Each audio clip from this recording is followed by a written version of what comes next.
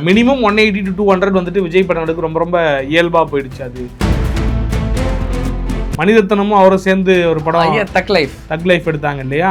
அதாவது நம்ம மறந்து போற அளவுக்கு தான் படங்கள் இந்த வருஷம் வந்திருக்கு.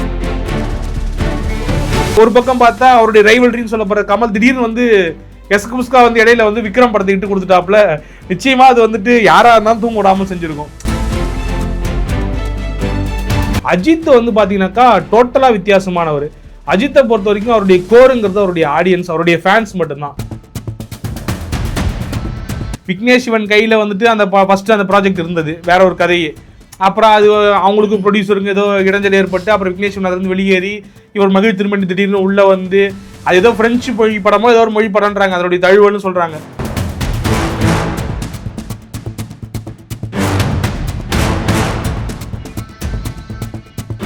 வணக்கம் தமிழரசன். வணக்கம் வணக்கம் பிரதர். 2025 தமிழ் சினிமாவை பொறுத்த வரைக்கும் பெருசாக சொல்லிக்கிற மாதிரி படங்களே இல்லையோங்கிற ஒரு கேள்வி இருக்கு. நீங்கள் என்ன நினைக்கிறீங்க? இல்லை, படங்கள் இல்லாமல் இல்லை. ஆக்சுவலாக என்னன்னாக்கா எப்பயும் போல் தமிழ் சினிமாவில் வந்துட்டு வருஷத்துக்கு வந்துட்டு ஒரு 200 படம் ரிலீஸ் ஆகும். அதே போல் இந்த வருஷமும் 200 படத்துக்கிட்ட ரிலீஸ் ஆயிருக்குன்னு நினைக்கிறேன். ஆனால் அது வந்து எந்த அளவுக்கு மக்கள்கிட்ட போய் ரீச் ஆகிருக்கு, வருமான ரீதியாக வந்துட்டு வியாபார ரீதியாக அது சக்ஸஸ்ஃபுல்லாக மாறி இருக்கா அப்படிங்கிறது தான் பெரிய கேள்விக்குறியாக இருக்குது. தமிழ் சினிமா பொறுத்த வரைக்கும் ஒவ்வொரு வருஷமும் சொல்லிக்கிற மாதிரி டாப் 10 படங்களை நம்ம பட்டியல் போட முடியும். அந்த 10 படங்களே நம்ம குழம்புவோம். ஓ, இந்த படத்துக்கு ஃபர்ஸ்ட் மார்க் கொடுக்கணுமா, இந்த படத்துக்கு ஃபர்ஸ்ட் மார்க் கொடுக்கணுமா, ஒரு குழப்பத்தில் இருப்போம்ல. அப்படி பார்க்கும்பொழுது 2025 தமிழ் சினிமா பொறுத்த வரைக்கும் பெருசாக ஒன்றும் இல்லை, ஓகே அவ்வளோதானா அல்லது ஜீரோவா? இல்லை, அதுதான் இந்த வருஷத்தை பொறுத்த வரைக்கும் பெரிய நடிகருடைய படங்கள் வந்து வந்திருக்குது. அஜித்தோடைய படம் வந்து 2 வந்திருக்கு, ரஜினி படம் வந்து 1 வந்திருக்கு, சூர்யாவுடைய படம் வந்துட்டு 1 வந்திருக்கு. ஆனால் விஜய் படம் வரவே இல்லைல்ல? ஆமாம், விஜய் படம் வரல. விஜய் படம் வந்து தான் நிச்சயமாக அது வந்து மினிமம் கேரண்டி வசூலை வந்து கொடுக்கக்கூடிய திரைப்படங்களாக தான் இருக்கும். விஜய் படம் சுமாராக இருந்தாலுமே கூட அது வந்துட்டு ஒரு பெரிய ஹியூஜ் கலெக்ஷன் வந்துட்டு பண்ணக்கூடிய கெப்பாசிட்டி வந்து நம்ம கடந்த ஒரு 10 ஆண்டுகளாக பார்த்துக்கிட்டு இருக்கோம். அவருடைய படங்கள் வந்துட்டு சுமாராக இருக்குன்னு சொல்லப்பட்ட திரைப்படங்களே, கோட் திரைப்படம் எடுத்துக்கோங்க, அது வந்துட்டு அவ்வளோவா பெரிய பேசுபொருளாக இல்லை, மிக்சட் ரிவ்யூஸ் தான். ஆனாலும் கூட ஃபேமிலியாக போய் பார்த்து அந்த படம் வந்துட்டு வேர்ல்டு வைடு வந்து ஒரு 400 crores கரெக்ட் ஆச்சு. ப்ளஸ் வந்து பார்த்தீங்கன்னாக்கா டொமஸ்டிக் தியேட்டரில் ஒரு 180 crores, மினிமம் 180 to 200 வந்துட்டு விஜய் படங்களுக்கு ரொம்ப ரொம்ப இயல்பாக போயிடுச்சு. அது நான் ரொம்ப காலமாக பார்த்துக்கிட்டு இருக்கேன். அந்த விஜயினுடைய அந்த கிரேஸுங்கிறது வந்துட்டு ஹியூஜாக இருக்கிறது. அதனால தான் இந்த வருஷம் விஜயினுடைய படம் வராது தேட்டர் ஓனர்களுக்கு வந்துட்டு மிகப்பெரிய வருத்தமாக இருந்திருக்கும். ஏன்னா தேட்டர் ஓனர்களை பொறுத்த வரைக்கும் அவங்களுக்கு தேவை அன்னைக்கு ஃபில் ஆனால் அவங்களுக்கு எவ்வளோ அமௌண்ட் வருதோ அதில் எடுத்துக்க போகிறாங்க அவங்க.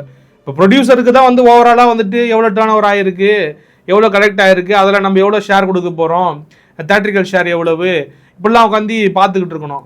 தேட்டருக்காரங்களை பொறுத்த வரைக்கும் அன்றைக்கி அவங்க கரண்ட் பில் கட்டுறாங்க, அன்றைக்கி அந்த படத்தை ஓட்டுறாங்க, அன்றைக்கி அந்த செலவுலாம் ஆகுது இல்லையா, அது போக அவங்களுக்கு எவ்வளோ லாபம் வருது. இந்த வருஷம் தேட்டருக்காரங்க கல்லா கட்டவே இல்லையா? கல்லா கட்டியிருக்கிறாங்க. ஒரு திரைப்படம் வந்துட்டு பெரிய அளவுக்கு வசூல. எந்தெந்த படங்கள்லாம் டாப்பு, எதெல்லாம் டூப் அப்படின்னு சொல்லி முதல்ல அதான் அந்த விஜய் மேட்டரை முடிச்சிடலாம்னு சொல்லிட்டு, விஜய் வந்துட்டு நடிக்காதது ஒரு பெரிய லாஸ் தான். ரெண்டாவது வந்து சினிமாவில் வந்துட்டு புது நடிகர்கள் உருவாகிட்டே இருப்பாங்க அப்படின்னு சொன்னாலும் கூட நிறைய பேர் சொல்கிறாங்க விஜய் ஒன்றும் சினிமாவுக்கு தேவையில்லை. நான் சொல்கிறேன் விஜய் சினிமாவுக்கு தேவை, அதனால தான் அரசியல் விட்டு வந்துடுங்க அப்படின்ற. ஏன்னா இந்த மாதிரி தேட்டருக்காரங்க வந்துட்டு ஹாப்பியாக இருப்பாங்க இல்லையா. அந்த ஒரு வாரமோ 2 வாரமோ அவர் படத்துக்கு கரெக்ட் ஆகுதுனாக்கா 30% 25% ஷேர் வந்துட்டு தேட்டருக்காரங்களுக்கு போகும், 70% வந்துட்டு ப்ரொடியூசருக்கு போகும். அது வந்துட்டு ஒரு டேர்ம்ஸ், ஃபர்ஸ்ட் வீக் இவ்வளோ, செகண்ட் வீக் இவ்வளோ அப்படின்னு சொல்லிட்டு அது குறைஞ்சிக்கிட்டே வரும். தேட்டரிக்கல் ஷேர் வந்துட்டு அதிகமாகிட்டே போகும், இவங்களுடைய ஷேர் ப்ரொடியூசருடைய ஷேர் வந்து குறைஞ்சிக்கிட்டே வரும் வீக்லி. அப்போ இப்படியான ஒரு சூழலில் அவர் படம் வராது கொஞ்சம் வறட்சி தான். இதில் என்ன கூடுதலான ஒரு அசௌகரியமான விஷயம் இல்லை வந்துட்டு ஒரு கவலைப்படக்கூடிய விஷயம்னாக்கா, மற்ற நடிகர்களுடைய படங்கள் பெரிய நடிகர்கள், அதாவது டாப் 4 யார், ரஜினி, கமல், விஜய், அஜித் இல்லையா. கமலுடைய திரைப்படம் இந்த வருஷம் வந்துச்சு இல்லையா, அது என்ன திரைப்படம் நீங்களே மறந்துட்டு இருப்பீங்க. ஆமாம், ஞாபகமே இல்லை சொல்ல மாதிரி. மணிரத்னமும் அவரும் சேர்ந்து ஒரு படம் தக் லைஃப் எடுத்தாங்க இல்லையா. அதாவது நம்ம மறந்து போற அளவுக்கு தான் படங்கள் இந்த வருஷம் வந்திருக்கு. பெரிய நடிகருடைய படம் வந்து பெருசா சோபிக்கலங்கிறது இது ஒரு உதாரணம். இப்ப கமலுடைய படம் நீங்க யோசிச்சு பாருங்க, 36 வருஷம் கழிச்சு எக்ஸ்பெக்டேஷன், மணிரத்னமும் கமலும் சேர்றாங்க. நாயகனுக்கு அப்புறம் நாயகன் மாதிரியான ஒரு கல்ட் கிளாசிக்கு கொடுத்துட்டு அன்னைக்கு நாயகன் எவ்வளோ கரெக்ட் ஆச்சு, அது பெருசாக ஹிட் ஆச்சான்னு கூட விட்டுருங்க. ஆனால் இன்னைக்கு வரைக்கும் நாயகனுங்கிறது வந்துட்டு ஒரு ரெஃபரன்ஸ் மெட்டீரியலாக இருக்குல்ல தமிழ் சினிமாவில். வந்துட்டு இப்படி ஒரு டான் படம் எடுக்க முடியுமா, சூப்பராக ரிசர்ச் பண்ணி எடுத்துருக்குறாங்களே. அப்போ அவங்களுடைய காம்போ திரும்பி அப்படியான ஒரு கதைக்களத்துள்ள வர்றாங்க, ஒரு டான் மெட்டீரியல் எடுத்துக்கிட்டு வராங்க. அப்படின்னு பயங்கர ஹை எக்ஸ்பெக்டேஷன். நானும் அந்த எக்ஸ்பெக்டேஷனோட தான் போகிறேன். ஏன்னா வந்து கமல் அப்படிங்கிற நடிகருடைய திரைப்படங்களை வந்து நான் பார்க்க ஆரம்பித்ததே காலேஜுக்கு அப்புறம் தான். ஏன்னா நம்ம சின்ன வயசில் வந்துட்டு பார்த்தீங்கன்னாக்கா மாசா யார் நடிக்கிறாங்களோ கெத்தா யார் நடிக்கிறாங்களோ அவங்கள தான் போய் பார்ப்போம். விஜய், அஜித், ரஜினி இப்படி தான் பார்த்துக்கிட்டு இருந்தேன். அப்போ கமலுங்கிற நடிகரை உணர்ந்ததே வந்து நான் பார்த்தீங்கன்னாக்கா கல்லூரி படிக்கும்போது பாபநாசம் திரைப்படம் பார்த்தப்போ தான். அதில் ஒரு சில ஷார்ட்லாம் இருக்கும், அது வேற, அது பேசிக்கிட்டே இருப்பேன் நான் மாட்டு. ஓகே, அப்படிப்பட்ட நடிகருடைய திரைப்படங்களை பார்க்க ஆரம்பிச்சதுக்கப்புறம் சரி அப்போ ரெகுலராக பார்க்க ஆரம்பிச்சிட்டேன். அப்போ இந்த படம் எனக்கு இன்னும் கூடுதலான ஒரு எக்ஸ்பெக்டேஷன் உருவாக்குது. மணிரத்னம் ஒரு பக்கம், கமல், இப்போ 2 பேரும் சேர்ந்து ஏதோ மேஜிக் பண்ண போகிறாங்க அப்படின்னு சொல்லிட்டு போய் உட்காந்தா நான் படம் முடிச்சுட்டு வெளில வந்தேன். என்னை வந்து ரிப்போர்ட்டர்ஸ் வந்துட்டு அந்த பப்ளிக் பைட்ஸ் எடுப்பாங்க தெரியுமா, யூடியூப் சேனல்லேருந்து வந்து கேட்டாங்க. அப்போ நான் சொன்னேன் 36 வருஷத்துக்கு அப்புறம் இவங்க சேராமல் இருந்திருந்தா சந்தோஷமாக இருந்திருக்கும் போல எனக்கு இந்த படத்தை பார்த்ததுக்கு அப்புறம் அப்படின்ற மாதிரி. நமக்கு வந்துட்டு அந்த படத்துடைய ஐடியாவே கேட்ச் பண்ண முடியல, என்ன இருக்குது படத்தில் அப்படின்னு தெரியல. அந்த படம் வந்துட்டு பெரிய டிசாஸ்டர். இன்னும் கேட்டிங்கன்னாக்கா சில பிரச்சனைகள்லாம் வந்து கர்நாடகாவில் ரிலீஸும் ஆகலை. அந்த பிரச்சனைலாம் அது தனி, நம்ம அரசியல் அதை டிஸ்கஸ் பண்ண தேவையில்ல. ஆனாலும் கூட தமிழ்நாட்டிலே அது பெருசாக சோபிக்கல, டொமஸ்டிக் டெரிட்டரியிலே பெருசாக ஓடலை. இன்னும் ஒரு கூடுதலான சுவாரஸ்யமான ஒரு விஷயத்த சொல்கிறேன். அந்த படம் வந்துட்டு டாப் 10 இருக்கான்னு தெரியல எனக்கு. ஒரு கமல் மாதிரி ஒரு நடிகருடைய திரைப்படம் வந்துட்டு படமே மனசுல நிக்கல, படத்தோட பேரே மனசுல நிக்கல அப்படிங்கிறப்ப டாப் 10 வாய்ப்பு இல்லை. என்னன்னாக்கா இப்போ விஜய்யோ இல்லை அஜித்தோ ரஜினி படமோ சரியா இல்லாட்டியும் கூட அந்த முதல் 4 நாள் வசூலுங்கிறது வந்து பெரிய அளவுக்கு இருந்துடும். அவங்க அந்த டாப் 10 லிஸ்ட்டுக்குள்ளே வந்துருவாங்க, டாப் 5 லிஸ்ட்டுக்குள்ளே மோஸ்ட்லி இருந்துருவாங்க. ஆனால் கமலை பொறுத்த வரைக்கும் அந்த பெரிய புல் ஆஃப் இருக்காது. அந்த ஆடியன்ஸ் புல் ஆஃப்ங்கிறது வந்து படம் நல்லா இருந்தால் தான் இருக்கும். விக்ரம் படம் அவ்வளோ பெருசாக கரெக்டாச்சுனாக்கா, அதாவது வேர்ட் ஆஃப் மவுத்னு சொல்லுவாங்க சினிமாவில், அது மக்கள்கிட்ட பரவி தான் அவ்வளோ பெரிய படமாக அது மாறிச்சு. அப்படியாக இது படம் நல்லா இருந்திருந்தா மேபி நல்லா கரெக்டாக இருக்கலாம். அது நல்லா இல்லை, டிசாஸ்டர் ஆயிடுச்சா. கமலை பற்றி பேசிட்டா அப்படியே ரஜினிக்கு வந்துடலாம். ரஜினிக்கு வந்துட்டு இன்னும் பயங்கரமான எக்ஸ்பெக்டேஷன். என்னன்னாக்கா ஜெயிலர் மாதிரி ஒரு படம். ரஜினி எப்பயும் சொல்கிறது தான், இந்த குதிரை ஓடுமா, இந்த குதிரை வயசு அவ்வளோதான், 75 ஆயிடுச்சு, 70 ஆயிடுச்சு, முடிஞ்சிடுச்சு அப்படின்னு சொல்லும் போது கமல் வேற ரஜினி வேற. கமலுடைய ஓட்டம்ங்கிறது வந்து அந்த படத்தினுடைய உயிர்ப்புல இருக்குது, அந்த படத்தினுடைய கதை ஓட்டத்தில் வந்துட்டு அவருடைய படத்தினுடைய வெற்றி இருக்குது. ஆனால் ரஜினிங்கிறவர் அப்படி கிடையாது. ரஜினி எப்படி இன்னைக்கு விஜய் இருக்கார்ல, இந்த விஜய் மாதிரி ஒரு மும்மடங்கு சக்தி படைத்தவராக ஒரு காலத்தில் இருந்தவர் தான் ரஜினி. இன்னைக்கு வரைக்கும் அந்த ஆறாவை மெயின்டைன் பண்ணுறாரு. இப்போ அவருடைய படம் ரிலீஸ் ஆனால் கூட பெரிய கொண்டாட்டமாக இருக்குது. அப்போ ரொம்ப காலமாக அதை சொல்லிக்கிட்டே இருந்தாங்க, விஜய் வந்து நல்லா கலெக்ட் பண்ணிருக்காரு, ரஜினி வந்து பெருசாக கிட்டு கொடுக்கல, எந்திரன் 2.0 வந்து பெரிய டிசாஸ்டரு, அது என்னதான் 800 கோடின்னு சொன்னாலும் கூட அதோடைய பட்ஜெட் சைஸ் பெருசு, அதோடைய ரிலீஸ் சைஸ் பெருசு, ஆனால் அது பெருசாக கரெக்ட் ஆகலை. ரஜினிக்கு வந்துட்டு எந்திரனுக்கு அப்புறம் பெரிய ஹிட்டு கிடையாது, சிவாஜிக்கு அப்புறம் பெரிய ஹிட்டு கிடையாதுன்னு பல விமர்சனங்கள் இருந்துச்சு. ஒரு பக்கம் பார்த்தா அவருடைய ரைவல்ரின்னு சொல்லப்படுற கமல் திடீர்னு வந்து எஸ்கு முஸ்கா வந்து இடையில வந்து விக்ரம் படத்தை இட்டு கொடுத்துட்டாப்புல. நிச்சயமாக அது வந்துட்டு யாராக இருந்தாலும் தூங்க விடாமல் செஞ்சுருக்கோம். நம்ம என்னதான் அவங்க 2 பேர் பெருந்தன்மையானவர்கள் அப்படி இப்படின்னு சொல்லிக்கிட்டாலும் கூட, கமல் ரஜினி வந்து க்ளோஸ் ஃப்ரெண்ட்ஸு அப்படின்னு சொல்லிட்டாலும் கூட, என்னடா இருது நம்ம கிட்ட வந்துட்டு நெருங்கவே முடியாமல் இருந்த ஒரு ஆள் திடீர்னு பார்த்தா ஒரு 400 கோடி 450 கோடி கலெக்ட் பண்ணி ஒரு பெரிய ஹிட்டு கொடுத்துட்டாரு விக்ரம் படத்தை. அப்போ அவர் மண்டை கூட ஓடிக்கிட்டே இருக்குல்ல, அப்போ இவருக்கு ஒரு கட்டாயம் தேவைப்படுது, அடுத்து ஏதாவது ஒரு பெரிய ஹிட்டு கொடுக்கணும். அப்போ அமைஞ்ச அவருக்கு ஒரு பெரிய படம் தான் ஜெயிலர். ஜெயிலர் வந்து பெரிய இண்டஸ்ட்ரி ஹிட் ஆச்சு, ஒரு 600 கோடிக்கு மேலே கலெக்ட் பண்ணுது. தமிழ் சினிமாவில் ஒரு 200 கோடி, அதாவது தமிழ் டொமஸ்டிக் மட்டும் நான் சொல்கிறது, தமிழ்நாட்டில் மட்டும் 200 கோடிக்கு மேலே சக்க போட்டு கரெக்ட் ஆச்சுனாக்கா அது பெரிய விஷயம் இல்லையா, பெரிய இண்டஸ்ட்ரி ஹிட்டாக மாறிச்சு. அப்போ அதுக்கப்புறம் ஒரு படம் எடுக்கிறாப்புல, வேட்டையன் பெருசாக ஒர்க் அவுட் ஆகலை. சரி, அதுக்கடுத்த படத்துக்கு வரும்போது தான் அப்போ இந்த படம் லோகேஷ் கனகராஜ் பெரிய ஆள், தமிழ் சினிமாவுக்கு ஒரு நீண்ட நாள் தாகம் இருக்குது, 1000 கோடி 2000 கோடி, இதை தமிழ் சினிமா என்னைக்கு பார்க்க போகுது, இன்றைக்கி வரைக்கும் கேள்வி கேட்டுகிட்டே இருக்காங்க. ஏன்னா ஆரம்பத்திலேயே வந்துட்டு தெலுங்கு சினிமாவில் பண்ணிட்டாங்க, அந்த பாகுபலி வந்துட்டு அந்த ரெக்கார்டை வச்சுட்டாங்க. ஹிந்தியில் வந்துட்டு ஏற்கனவே அமீர் கானுடைய படம் நினைக்கிறேன், அந்த 3 Idiots கிடையாது, அந்த மல்யுத்த போட்டி வச்சு ஒரு படம் இருக்கு, தாங்கல் படம் வந்துட்டு சைனாவோட அதிகமாக வசூலாகி அது வந்துட்டு ஒரு பெரிய கேரக்டர் மூவியாக மாறிச்சு. டொமஸ்டிக்கை தாண்டி சைனீஸில் நல்லா ஓடிச்சு அது. ஆக இப்படியாக நிறைய சினிமா இண்டஸ்ட்ரியில் நீங்கள் ஒரு பக்கம் ஷாருக் கானுமே 1000 கோடிலாம் கொடுத்துட்டாப்புல, அது அட்லி வச்சு ஒரு படம் எடுத்தாப்புல, என்ன படம் அதுன்னு டக்கு ஞாபகம் வரல. அப்போ இப்படியாக எல்லா சினிமா இண்டஸ்ட்ரி கர்நாடகாவில் கொடுத்துட்டாங்க. கர்நாடகாவில் நம்ம இண்டஸ்ட்ரி சைஸ்லேருந்து ஒரு 10ல் 1 பங்கு கூட இருக்காது. கர்நாடகாவுடைய இண்டஸ்ட்ரி சைஸு பட்ஜெட் சைஸ் வந்துட்டு 1% கூட இருக்காது, ஒரு பங்கு கூட இருக்காது 10ல். ஆனால் அவங்க ஒரு பங்கு கொடுக்குறாங்க. மலையாளத்துலேயும் பார்த்தீங்கன்னாக்கா கிராஜுவலாக வளர்ந்துட்டு வராங்க. மலையாளத்தால் கொடுக்க முடியாது, அது இண்டஸ்ட்ரி சைஸ் ரொம்ப கம்மி, ஆடியன்ஸ் ரொம்ப கம்மி மலையாளம் பேசக்கூடியவர்கள். தமிழ் சினிமா தென்னிந்திய சினிமாவுடைய தாயகமாக இருந்துச்சு, ஆனால் 1000 கோடி கொடுக்க முடியலையே. அப்போ இதுக்கு எல்லாம் விடிவு காலம் வந்துடுச்சு. ஒரு பக்கம் லோகேஷ் கனகராஜ் பெரிய பேர், தொடர்ச்சியாக ஹிட்டு கொடுத்த ஒரு லியோ வரைக்கும், விக்ரம் மாதிரி ஒரு பெரிய ஹிட்டு கொடுத்த ஒரு லியோ மாதிரி லியோ பெருசா வந்துட்டு எதிர்பார்த்த அளவுக்கு போகாட்டியும் கூட அதுவே ஒரு 550 கோடி கலெக்ட் பண்ணிச்சு, கமர்ஷியல் ஹிட் தான். 550 கோடி கலெக்ட் பண்ணிச்சு. உண்மையிலேயே லோகேஷ் நல்ல படம் எடுத்தா, ரஜினி கையில் சேர்ந்தா, அந்த 2 படமும் அந்த 2 பெரிய பேரும் சேர்ந்துச்சுனாக்கா இந்த வாட்டி 1000 crores confirm. Sun Pictures banner, Sun பிக்சர்ஸ்னு சொன்னாலே உங்களுக்கு தெரியும், நிச்சயமா தேட்டர் யாரும் கொடுக்க மாட்டேன்னு சொல்ல போறது கிடையாது, அவங்களுடைய ஆட்சி வேற. அப்ப இருக்கக்கூடிய எல்லா தேட்டர்லையும் போட்டாங்க, அது பிரச்சனை இல்லை. ஆக எல்லாரும் எதிர்பார்த்தாங்க. ஆனால் போன உடனே மிக்சட் ரிவ்யூஸ் கூலியை பொறுத்த வரைக்கும். அப்போ என்ன ஆச்சு, ஆட்டோமேட்டிக்காக அந்த மிக்சட் ரிவ்யூஸ் வந்த உடனே நம்ம ஆளுங்க வந்துட்டு பாசிட்டிவோட நெகட்டிவை சீக்கிரமாக கடத்திடுவாங்க அப்படின்ன உடனே கூலிக்கு இருந்த அந்த எதிர்பார்ப்பெல்லாம் அப்படியே சர்ன்னு டவுன் ஆயிடுச்சு. கூலியிலையுமே வந்துட்டு அந்த ஒரு எக்ஸைட்மெண்ட் இல்லை, புது கதை மாதிரி இல்லை, ஏதாவது புதுசாக இருக்கா அப்படிங்கிற மாதிரி யோசனை, அதாவது எதிர்பார்ப்புகள் கூட கூட நம்ம அதுக்கான கதைகள் கொடுக்கலாம் வந்து அந்த இடத்துல ஏமாந்து போயிடுவோம். இப்போ நீங்கள் எக்ஸ்பெக்டேஷன் இல்லாமல் போனால் கூட தப்பிச்சிடும் அந்த படம். இப்போ ஏதோ ஒரு திடீர்னு ஒரு புதுமுக இயக்குனர் வராரு, ரஜினி வச்சு எடுக்கிறாருன்னா அந்த படம் வந்து சுமாராக இருந்தால் கூட பெருசாக தெரிய ஆரம்பிச்சிடும். லோகேஷ் எடுக்கிறாருன்னு போது பெரிய எக்ஸ்பெக்டேஷன். அதுவும் காட்சியில் பார்த்தீங்கன்னாக்கா இவங்க எதிர்பார்த்த அளவுக்கு போல ஒரு 500 கோடி கலெக்ட் பண்ணிச்சு. ஆனால் இவங்க எதிர்பார்ப்புங்கிறது 1000 crores.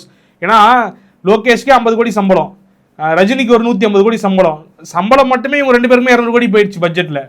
அப்போ இது எந்த அளவுக்கு கலெக்ட் பண்ணிருக்கணும்னு நீங்கள் யோசிச்சு பாருங்க. ஓகே, அப்படியே ஏற்கனவே விஜய் பேசிட்டான், விஜய் பேசிட்டு அஜித் பேசாமல் வந்தது தப்பு. அஜித்துக்கு இந்த வருஷம் 2 படம் வந்திருக்கு. விடாமுயற்சி ஏன் அந்த படம் வந்துச்சுன்னு அஜித் ரசிகர்களே கேள்வி கேட்டாங்க.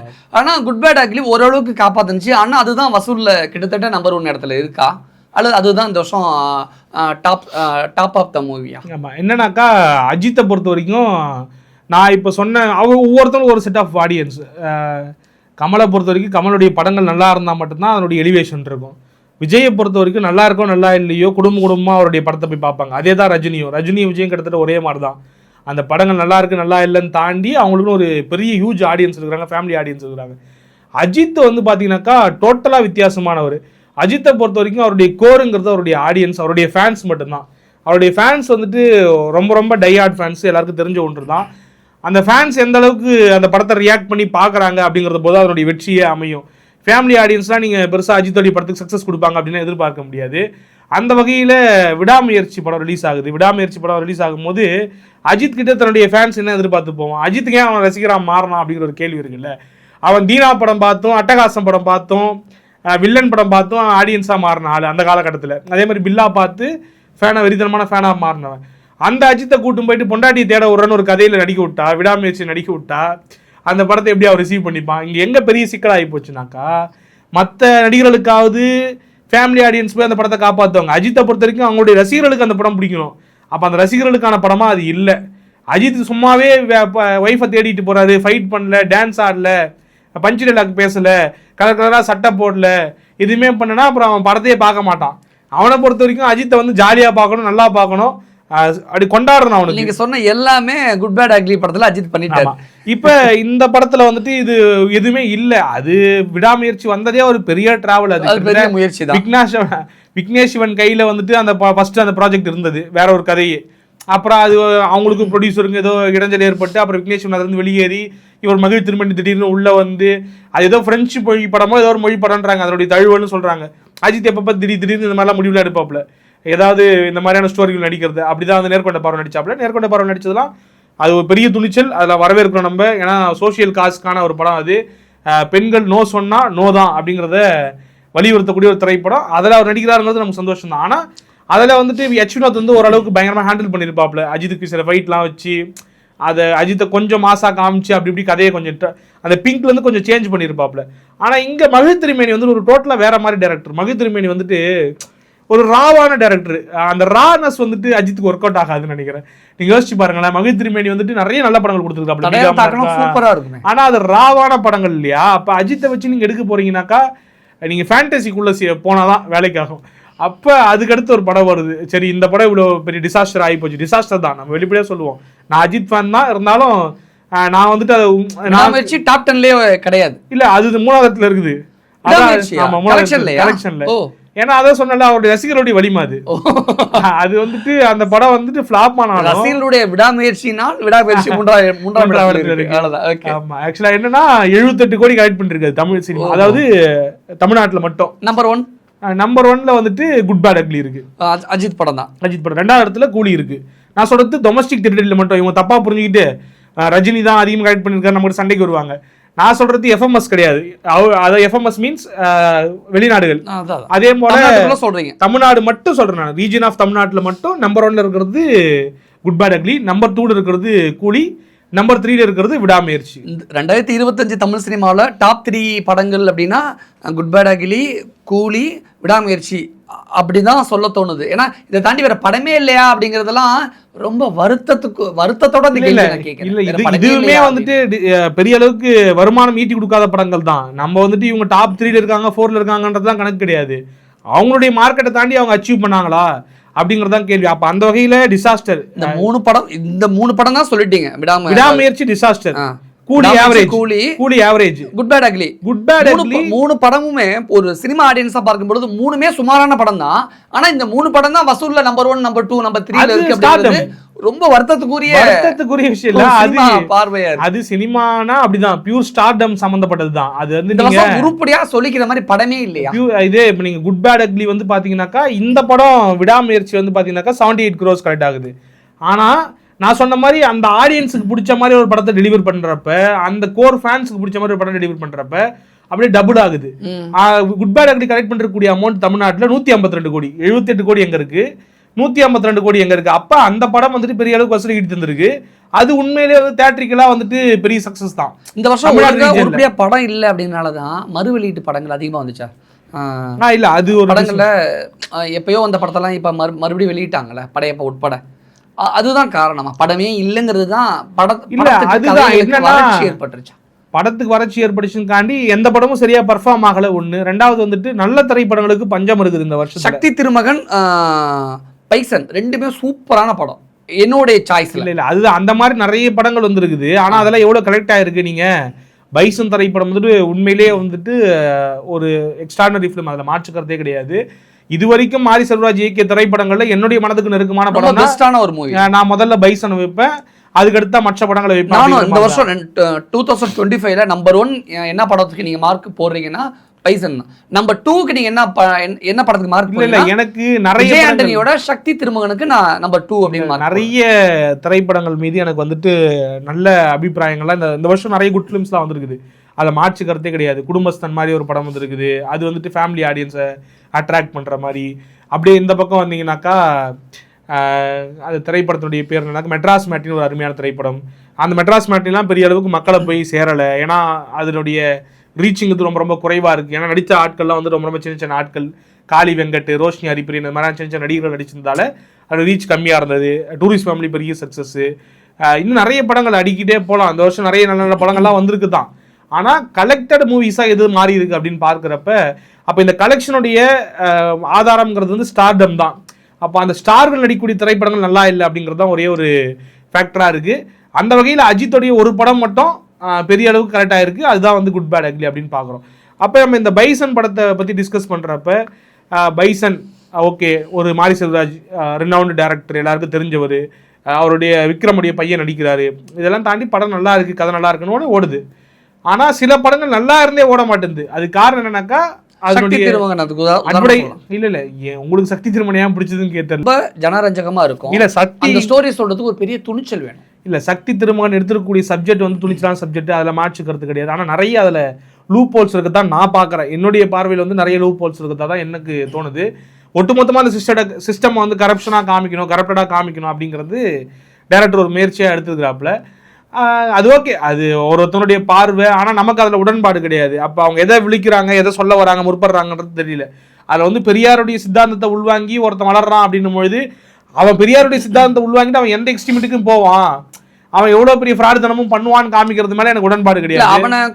அவனை ஒருத்தவங்க கொல்ல முற்படுறாங்க, அவனுக்கு வேற வாழவே அவனை விடலைங்கிறப்ப அவன் வந்துட்டு அந்த இடத்துல அவன் மனிதனா மாறி இல்ல. என்னன்னா அவன் ஒரு எக்ஸ்ட்ரீமிட்டிக்கு போறான். அவன் வந்துட்டு ஒரு விஷயம் நடக்குது, அவன் வாழ்க்கையில் என்ன இம்பாக்ட் கிரியேட் ஆனாலும் அப்போ அது வந்து தவறான ஒரு முன்னுதாரணத்தை எக்ஸ்பிளைன் பண்றது. அந்த இடத்துல பெரியாரிஸ்ட தாண்டி அந்த இடத்துல ஒரு ஹியூமனா, எந்த ஹியூமனுமே வந்துட்டு இதுக்கெல்லாம் வந்து போதிச்சு ஒரு இடத்துக்கு அப்ப நம்ம இருக்கோம் அப்படின்னாக்கா, நமக்கு ஒரு சில சிக்கல்கள்லாம் வருதுனாக்கா, அப்ப சமூகத்துல எந்த எக்ஸ்ட்ரீமிட்டிக்கும் போய் என்ன வேணா இப்படி வேணா பணம் சம்பாதிக்கலாம், எவனை வேணா எது வேணா பண்ணலாம் அப்படிங்கிறதுக்கு போயிட முடியுமா? இந்த மாதிரி சில எனக்கு வந்து அந்த சிக்கல்லாம் இருக்கு. ஏன் வந்துட்டு பெரியாரை வந்துட்டு எடுத்துட்டு இப்படியாக அதை வந்து காமிக்கணும் அப்படிங்கிற ஒரு சிக்கல் இருக்கு. ரெண்டாவது இங்க இருக்கக்கூடிய சிஸ்டத்தை கேள்வி கேட்கிறப்ப ஆமா சிஸ்டத்துல நிறைய பிரச்சனை இருக்கு, இங்க இருக்கக்கூடிய அரசாங்கத்துல பிரச்சனைகள்லாம் இருக்குல்ல, ஏன் வந்துட்டு அப்படி 19 பொதுப்படியா அப்படி காமிக்கிறது மூலமா விழிக்கிறது மூலமா என்ன ஆயிடுன்னு பாத்தீங்கன்னாக்கா, ஆமா ஆல்ரெடி வந்துட்டு இங்க அரசியல் படாத ஆட்கள் நிறைய பேர் இருக்கிறப்ப அவங்க மனசுல வந்துட்டு டைரக்டா ஒரு தவறான சிந்தனையை மட்டும் விதைக்கிற மாதிரி அந்த படத்துல சில அம்சங்கள் இருக்குதான் நான் பாக்குறேன். அதனால எனக்கு வந்து அதுல ரெண்டாவதுமே அது கட்டுல எனக்கு ரொம்ப டெக்னிக்கலா எனக்கு சில விஷயங்கள்லாம் இருந்துச்சு. அதுல அந்த கட்ஸ்லாம் வந்துட்டு பாத்தீங்கன்னாக்கா அது எத்தனை அப்படி சட் சட் சட் சட் சட் சட்னு போய்கிட்டே இருந்தது. அந்த எடிட்டிங் கட்ஸ் மேலே எனக்கு ரொம்ப விமர்சனம் இருந்தது. அது எனக்கு சரியா தப்பான்னு கூட தெரியல, ஆனால் என்னால் பார்க்க முடியல அந்த எடிட்டிங் கட்ஸ்லாம். அந்த மாதிரி சில விமர்சனங்கள் இருந்து, ஆனால் அந்த படம் அதை தாண்டி ஒரு 10 கோடி கரெக்ட் ஆச்சுன்னு நினைக்கிறேன். ஆனால் பெருசாக கரெக்ட் ஆகலை, ஒரு பெரிய ரீச் இல்லை, பெரிய கரெக்ட் ஆகலை. ஆனால் எடுத்த சப்ஜெக்ட் ஒரு லாபியை கேள்வி கேட்கறது இருக்குல்ல, இது வரைக்கும் தமிழ் சினிமாவில் யாருமே வந்துட்டு அந்த பிராமின் லாபியை கேள்வி கேட்டதே கிடையாது.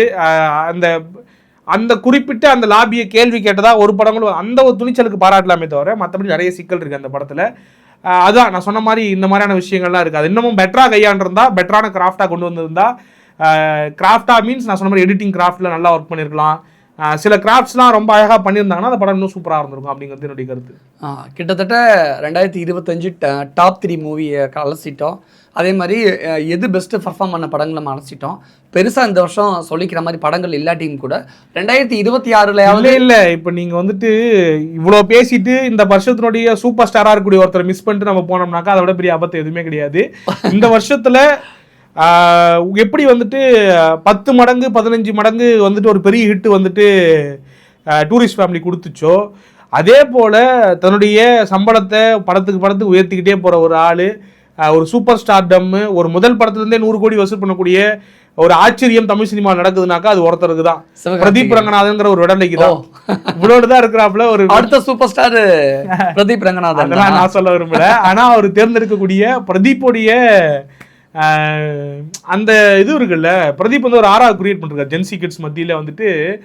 அவர் பண்ணக்கூடிய அந்த படங்கள் வந்துட்டு பெரிய அளவுக்கு வரவேற்பு பெறுது. நீங்கள் முதல் படம் லவ் டுடே பெரிய ஹிட்டு, 100 கோடிக்கு மேலே கலெக்ட், யாருமே எதிர்பார்க்குற ஒரு படம். ஒரு ஹீரோ பார்க்கறதுக்கு சின்னோன்னு இருக்கிறாப்புல வந்து தன சக்கப்போடு போடுவாரான்னு தெரியாது. ஆனால் அது அவருடைய கான்ஃபிடென்ட். அவர் வந்துட்டு அந்த அதாவது don't judge a book by its கவர்னு சொல்லுவாங்க தெரியுமா, இப்படியாகத்தான் ரஜினி உருவாயிருக்காப்புல, இப்படியாகத்தான் விஜய் உருவாயிருக்காப்புல. விஜயை விமர்சிக்காத ஊடகங்கள் உண்டா? விஜயை வந்துட்டு இந்த மூஞ்சிலாம் ஒரு மூஞ்சா அப்படின்னு ஒரு பெரிய நிறுவனம் வந்துட்டு கேள்வி கேட்டுச்சு. அந்த நிறுவனத்தில் பல பேர் வேலை பார்த்துட்டு வந்திருப்பாங்க. அதான் ரசியம். அப்படி கேட்டு நிறைய விஷயங்கள் மாறி இருக்குல்ல. அதை மாதிரி வந்து பிரதீப் மேலே நிறைய விமர்சனங்கள்லாம் வந்துச்சு, இவர் எப்படி ஹீரோவா அப்படி இப்படின்லாம். ஆனால் எனக்கு ஆச்சரியம்னாக்கா தமிழ் சினிமாவில் யாருமே முதல் 3 படம் 100 கோடி கொடுத்ததா கிடையாது. இனிமேட்டு கொடுக்க முடியுமான்னு தெரியல. அந்த ரெக்கார்டு அவர் தான் ஹோல்ட் பண்ண போறாருன்னு நினைக்கிறேன்.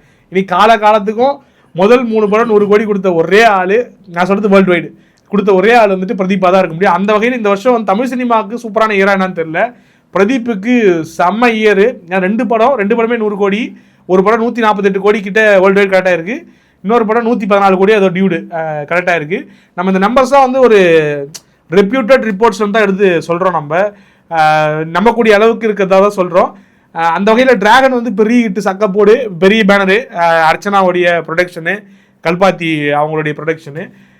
இங்கே வந்து பார்த்தீங்கன்னாக்கா டியூடு அதுவுமே பெரிய ஹிட் ஆயிடுச்சு 2 படமும். அதனால் அவருக்கு இந்த வருஷம் வந்துட்டு சூப்பர்பான இயரு. எஸ்கே பற்றி பேசுகிற மாதிரி பெருசாக இல்லைன்னா இல்லை மதராசி மட்டும்தான்.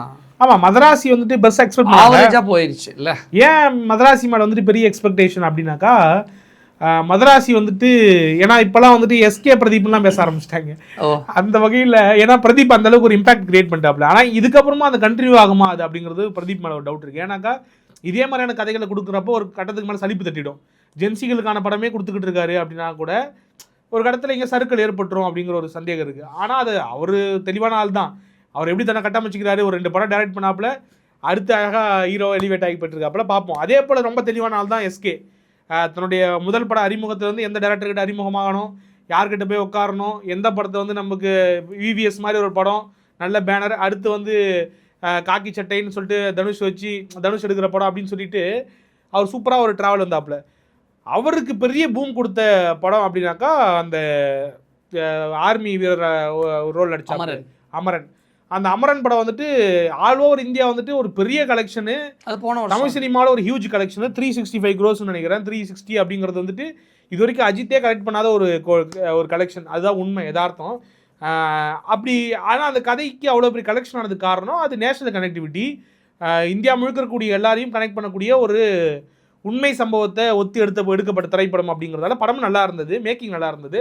அதனால் அது கனெக்ட் ஆச்சு. சாய் பல்லவியும் சூப்பராக பர்ஃபார்ம் பண்ணியிருந்தாங்க. அதனால் அப்போ ஆட்டோமேட்டிக்காக ஒரு படத்தில் வந்து ஹிட் ஆகிடுச்சு அப்படின்னாக்கா அடுத்த படம், ஆனால் எஸ்கேவுடைய மார்க்கெட் என்னமோ அந்த 100 கோடிக்குள்ளே தான் இருக்குது.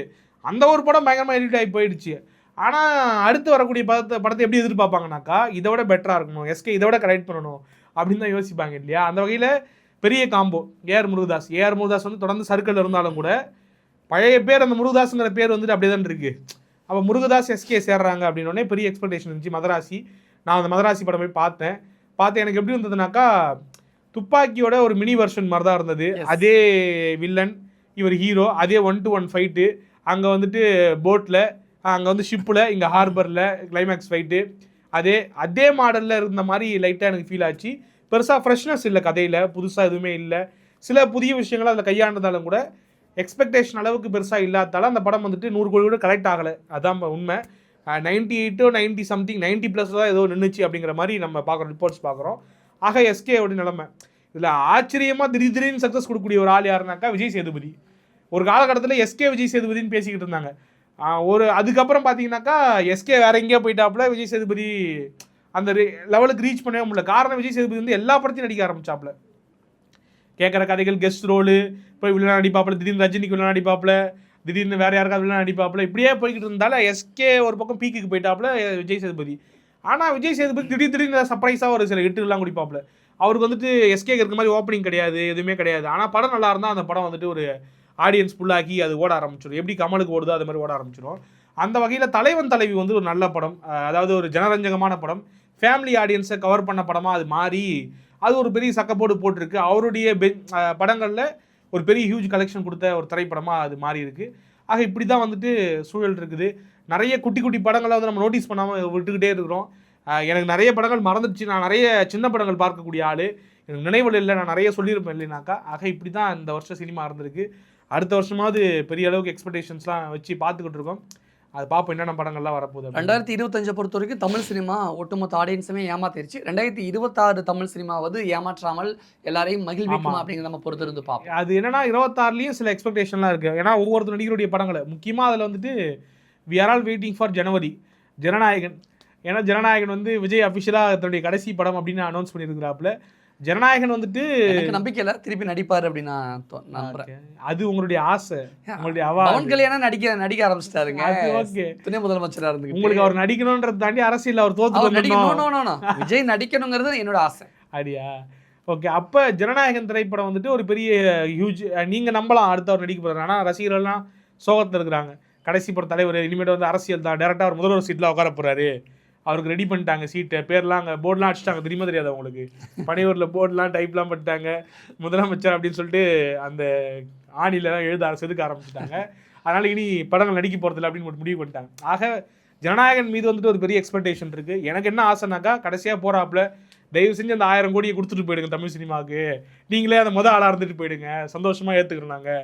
திருப்பி நீங்கள் நடிக்க போகிறீங்களோ இல்லையா அது தெரில, ஆனால் அந்த எக்ஸ்பெக்டேஷன் பெருசாக இருக்குது இல்லையா. அப்போ ஜனநாயகன் வந்துட்டு ஒரு ஹியூஜாக கரெக்ட் ஆச்சுன்னா வினோத் ஒரு பக்கம், வினோத் நல்ல மேக்கரு, நல்ல ஒரு மூவி மேக்கர் அப்படின்னும் பொழுது அஜித்தை வச்சு 3 படம் எடுத்துட்டாப்புல, முன்னாடி எடுத்த திரைப்படங்களும் சூப்பரான திரைப்படங்கள் அப்படின்னும் பொழுது நிச்சயமாக ஒரு பெரிய எதிர்பார்ப்பு இருக்குது.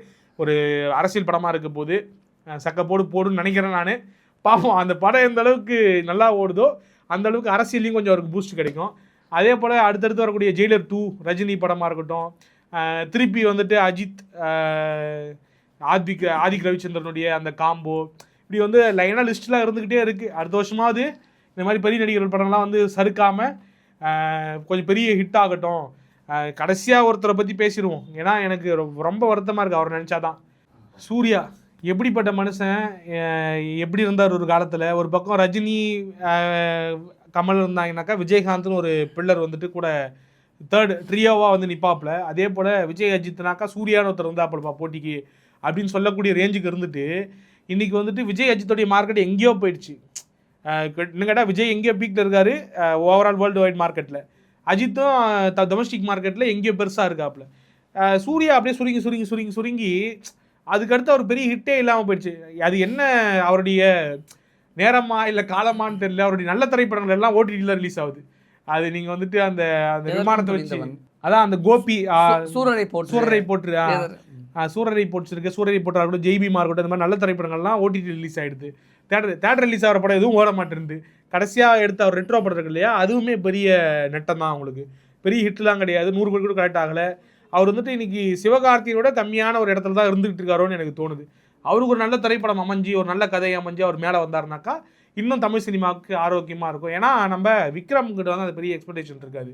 ஏன்னா விக்ரம் வந்துட்டு அந்த அளவுக்கு மாஸ் உள்ள ஆள்லாம் கிடையாது. அவர் நல்ல நடிகர் இல்லை, ஓகே. விக்ரம் கமல்லாம் ஒரு ரேஞ்சுன்னு வச்சுக்கோங்க. சூர்யாவை நம்ம அந்த இடத்துல வச்சு பார்த்துட்டோம். சிங்கம் படம் வரும்போது, அயன் படம் வரும்போதெல்லாம் அப்படி கொண்டாடி தீர்த்த ஆள் இப்படி கடற்கரை அப்படிங்கிற வருத்தம் இருக்குது. அவருடைய கருப்பு படம் வேற அடுத்த வருஷம் ரிலீஸ் ஆகுதுன்னு நினைக்கிறேன். இந்த வருஷமா அடுத்த வருஷமா இந்த வருஷம் எண்டு கிடையாது, இல்லை அடுத்த வருஷம் தான். அப்போ அந்த கருப்பு திரைப்படமும் ஒரு பெரிய அளவுக்கு ஹிட் ஆச்சுனாக்கா இந்த பெரிய லெஜெண்ட்ஸ் எல்லாம் ஒரு கம்பேக் கொடுத்தாங்கன்னா தமிழ் சினிமா பூஸ்ட் ஆகும். அதை தாண்டி நிறைய சின்ன படங்களை வந்து நம்ம ரெக்கக்னைஸ் பண்ணி பார்க்க ஆரம்பிக்கணும். அதுதான் என்னுடைய ஒரு வேண்டுகோள். நிச்சயமா. ஏன்னா இந்த மெட்ராஸ் மேட்னி மாதிரியான படம் ஹிட் ஆகாது எனக்கு கொஞ்சம் வருத்தம் தான். அது ஒரு பெரிய சக்ஸஸ் ஆகிருக்கணும் அப்படிங்கிறது. அது மாதிரி நிறைய படங்கள் வந்து ஹிட் ஆகணும், நல்லா ஓடணும் அப்படிங்கிறது தான். மற்றபடி ஒன்றும் கிடையாது. 2025 தமிழ் சினிமா ஆடியன்ஸ் ஏமாத்திருச்சு. 2026 மிகப்பெரிய விருந்து படைக்க காத்திருக்கு அப்படின்னு இதன் மூலமா நம்மளால புரிஞ்சுக்க முடியுது. கண்டிப்பா 2026 தமிழ் சினிமா யாருமே ஏமாத்தாது. விருந்து படைக்குமான்னு தெரியல, விருந்து படைச்சா நல்லா இருக்கும்.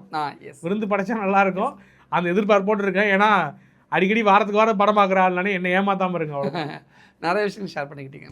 நன்றி.